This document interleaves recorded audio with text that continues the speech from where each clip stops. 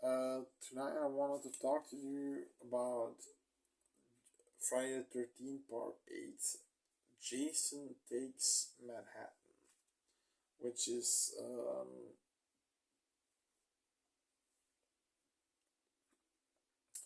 let me say, as first, one of the worst sequels of the Friday franchise. Also because of the MPAA, like it butchered the New Blood, butchered this one too, but this one I've seen the unedited version, the uncensored version, and basically there's nothing wow to see. There are not many kills extra. You've got two boxers that are on the boat. There's a boat. They go on a boat, and okay, and they go on a boat from Crystal Lake to New York. So remind me again, is there a channel or something that goes to the ocean? You know, Crystal Lake is always been, and if you see it from the top side, a closed river. But apparently they can. So the fact that I mean the director, what's his fucking name? But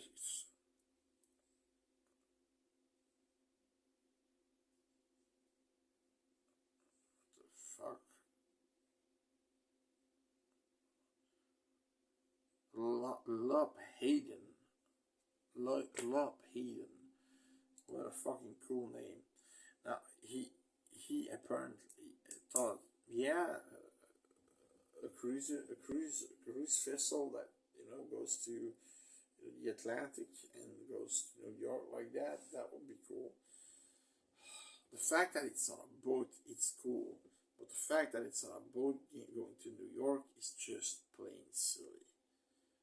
It's lazy writing, super lazy writing.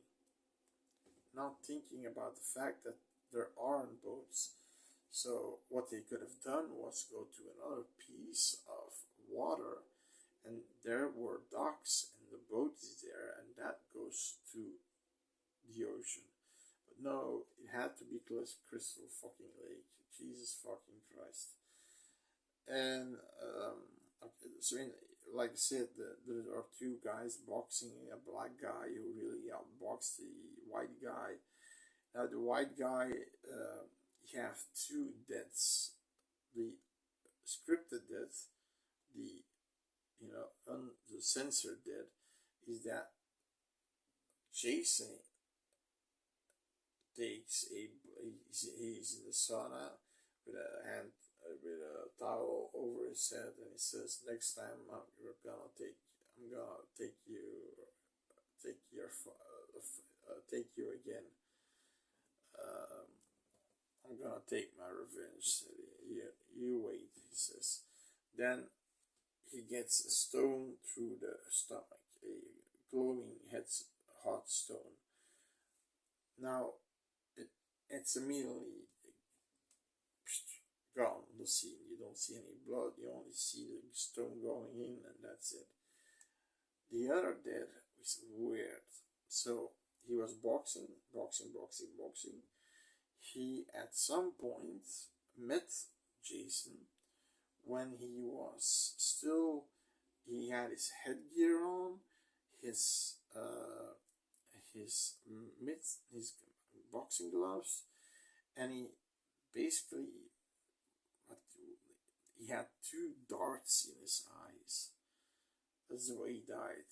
Jason put two darts in his eyes, but he's in complete boxing gear. So how did he get there so fast? And there were a lot of people there, but nobody noticed.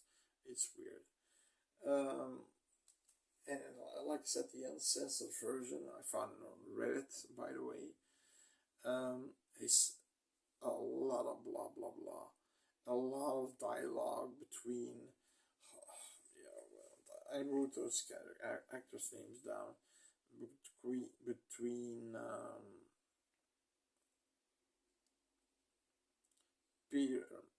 Mark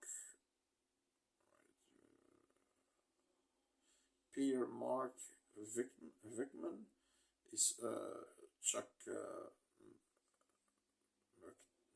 McCullough he's the older guy who's basically the principal looking.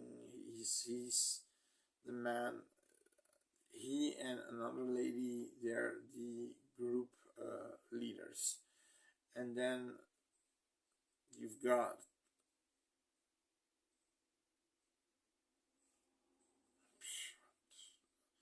Jason Dyers, Jensen Dyers as Rennie. She's the niece of this McCullough guy, and you see a lot of the times that he's trying to don't go on there. It all makes you hate the water more because she has drowning disease. You know, she doesn't like to go on the water because of drowning. No, I have to do it, and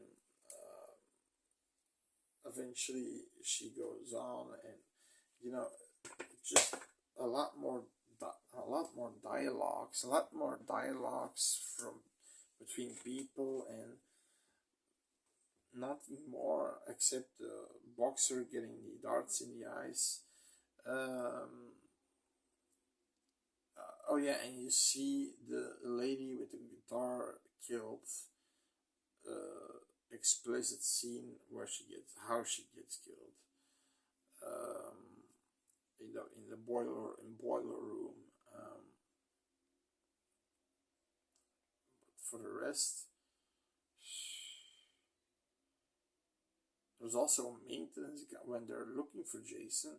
One of the guy with the camera is the duds is filming everything, but he can't see really well because of the steam, and his glasses are, you know, the damp of his glasses make it hard to see.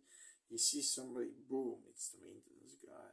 Okay, there he goes, and immediately after that he goes by Jason. Now, when they now apparently, so when they are on shore, because some of them leave the boat behind because everybody's dead, even the captain and the co-captain of the boat, and they're leaving behind the ship. So they go to shore, and at this point they immediately get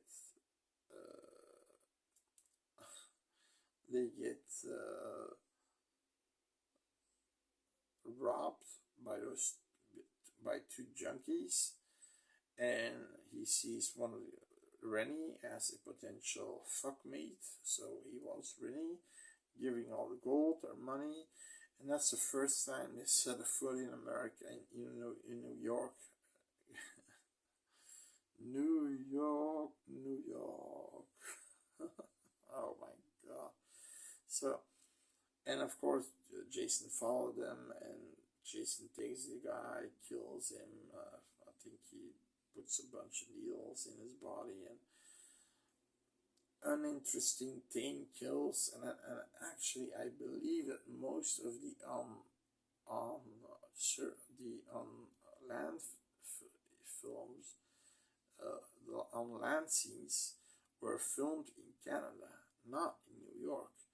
The only moment you have that is actually in New York, in Madison Square, is that he pushes that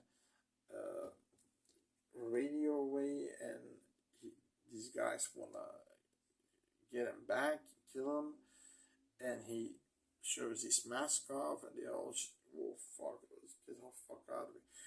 Now my idea of a Jason at that point was he would be slashing away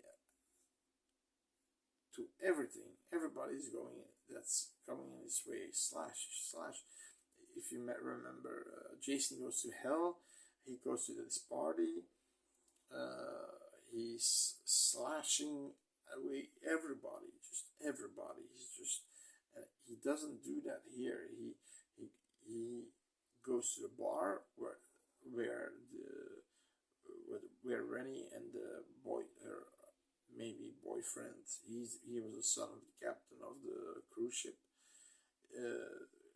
get in, but they go out back up at the outside door, and this guy, uh, this big guy,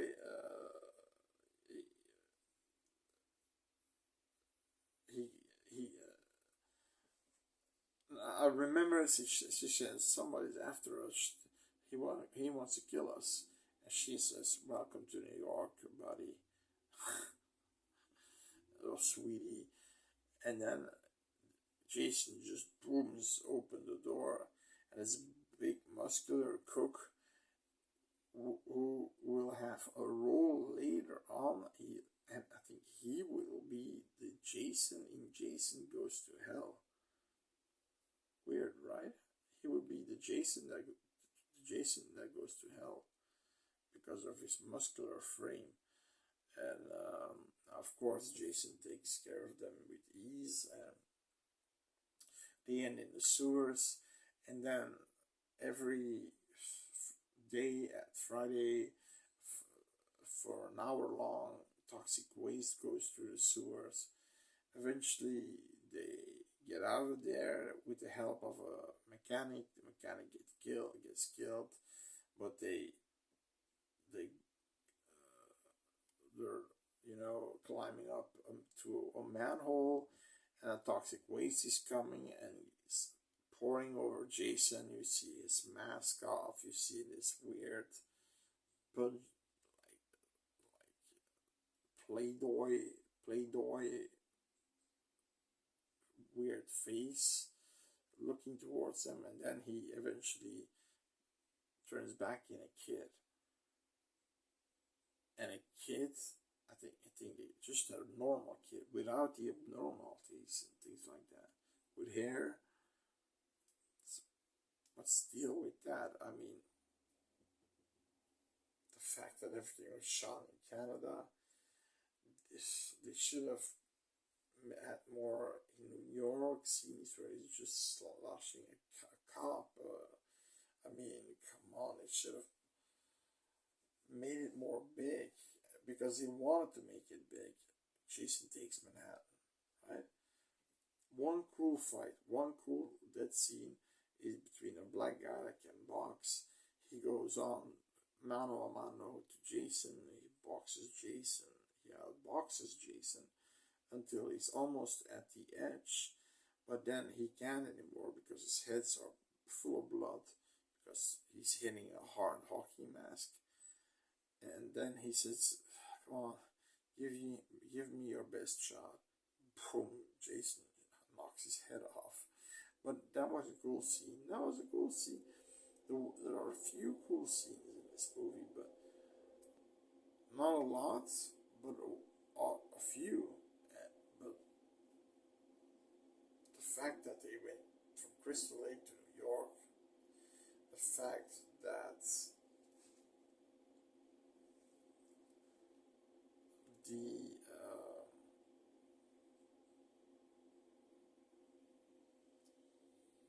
fact that they arrive at shore, and it's apparently not America but Canada, but okay, they say it's New York, and get robbed by these junkies immediately when they're there. That's really saying something about New York, in my opinion. And then the fact that when Jason is in Madison Square Garden, or what's called all the illumination boards, there's a lot of people there. He should be at a machete, he should be slashing it away. No, he goes into this bar, throws his new Jason in the future away, and he follows them towards the tunnels and that goes to the sewers, and then you get the toxic waste, and you get a childlike Jason with hair and without any deformities. So and that's the end of the movie. First of all, most of the kills are tame. There is not a lot of gore. They're repetitive. Jason is wet all the time, and like he came out of the water, right? Of course, it's cool that you can see his the backbones through his shirt, but he's already really decomposed by him being in the water. But when he walks, it's always squidgy, like it's,